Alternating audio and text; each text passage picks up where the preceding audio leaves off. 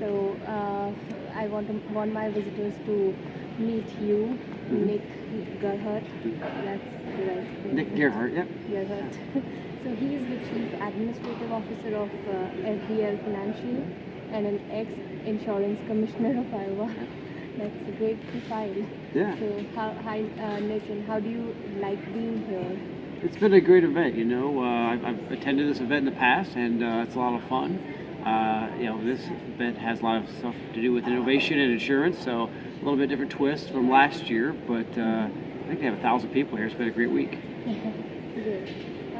So what are your takeaways from Insurance Summit?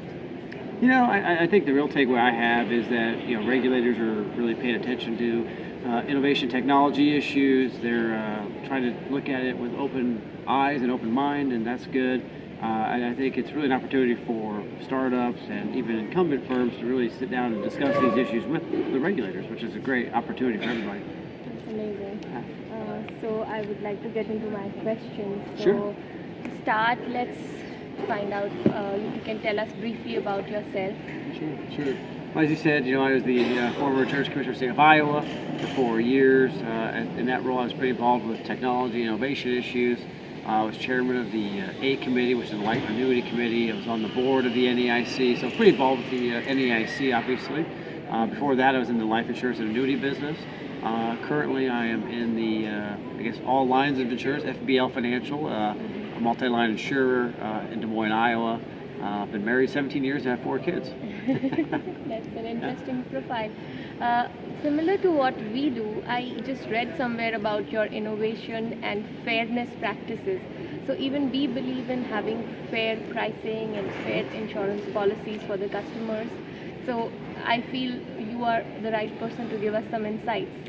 So my next question will be, what are the major changes you anticipate in the insurtech industry, as in the technology and the customer behavior, that can change in the next 24 months? You know, in this space, 2 years is a long time, but I think there'll be a lot of changes. The first thing I'd say is a lot of the companies that are trying to find their way in this space probably will fail, which is good in some respects because, you know, that just kind of, you know, weeds out the market a little bit. But I do think you're going to see more and more focus on the consumer. How can these technologies and these engagement platforms help with the engagement with the customer? Companies need to figure out which ones make the most sense for them, obviously. So it's kind of a give and take a little bit. But companies are really focusing in on what makes sense for their members and their clients to improve that customer experience. I think we'll also see some changes in the back office a little bit, whether that's, you know, digitizing claims payments a little bit more, doing things kind of in the back office. But I still tie that back into the member experience. And then the final thing I think you're going to see, probably a few of the kind of insurtech startups, if that's what we call them. You know, they'll probably develop into more mature businesses, a few. So you'll see some start to weed out from the pack in a successful way, I think, too. That's great. And it's kind of a myth breaker that insurtech, a lot of people think that they would not really exist in the long run, but that's a good input to get from you. So my next question is, what do you consider the major hurdles for the insurtech startups? You know, I think a lot of the biggest hurdles I've run into, I've probably met with 250, maybe 300 startups over the last 4 or 5 years, if I had to bet. And the first thing I always ask them is, why are they doing what they're doing? And do they really understand the business they're walking into? I think I talked about that the other day. Is I don't think a lot of the insurtechs really appreciate the business they've walked into. It's remarkably different than selling shoes online. And so I talk a lot about that with folks. And so I think, you know, the biggest hurdle is really just understanding the customers you're trying to serve, whether it's trying to partner with a carrier or the end user, but also understand the regulatory environment, because it's a lot different than most businesses. There is a very regimented regulatory framework at the state level, and you really need to comply with that, because you don't want to be like a Zenefits where all of a sudden you're in the news for the wrong reason. So you just got to be careful and understand the business you're in. That's probably the biggest hurdle I've seen. Great. So my next question is, do you think that customers are the biggest beneficiaries of the insurtech?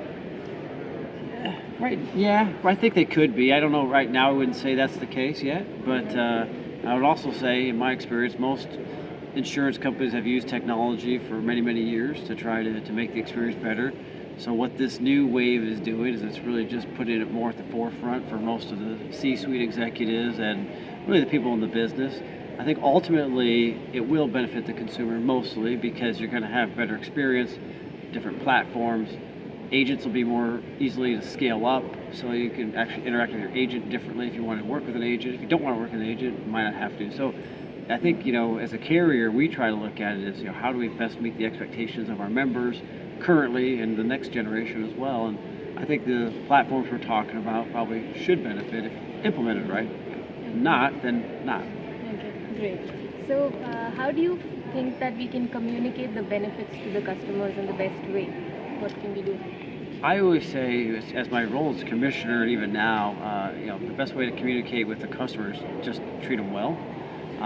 Most people don't wake up in the morning thinking about their insurance, whether they want to talk about it or not. They just don't. You don't wake up in the morning thinking about your insurance.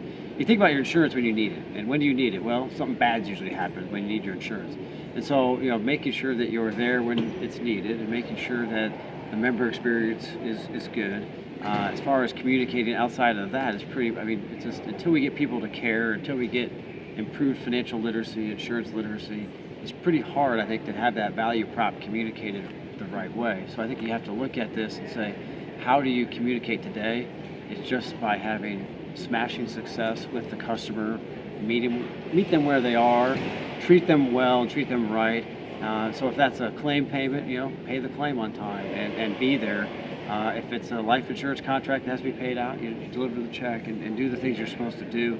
And that's one of the things I think that insurtech startups don't really appreciate is the stability of this business is critical. That's why regulators are here, is to make sure that these companies actually pay the claims.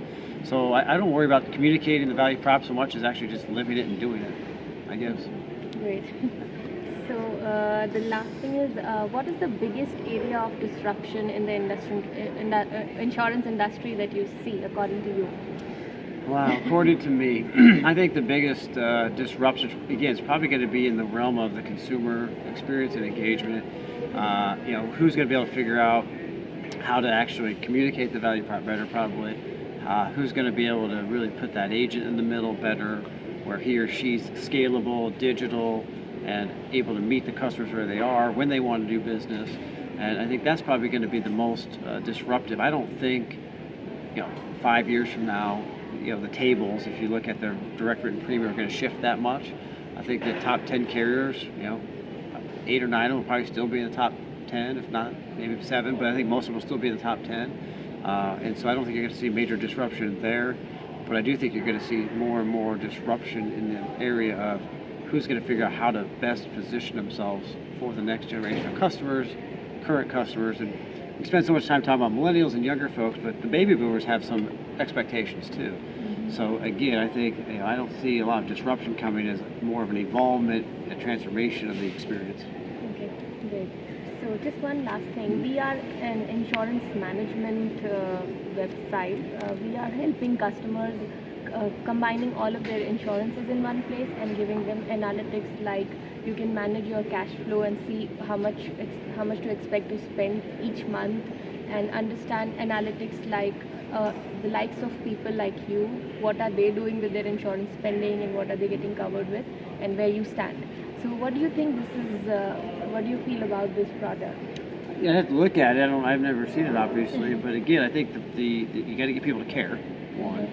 I think a lot of companies are doing that on their own. If you're like a captive company, maybe the independent space, there'd be some utility for that, obviously, and possibly if you're looking at a direct model. I think a model like that would probably be smart to white label it, possibly with different carriers.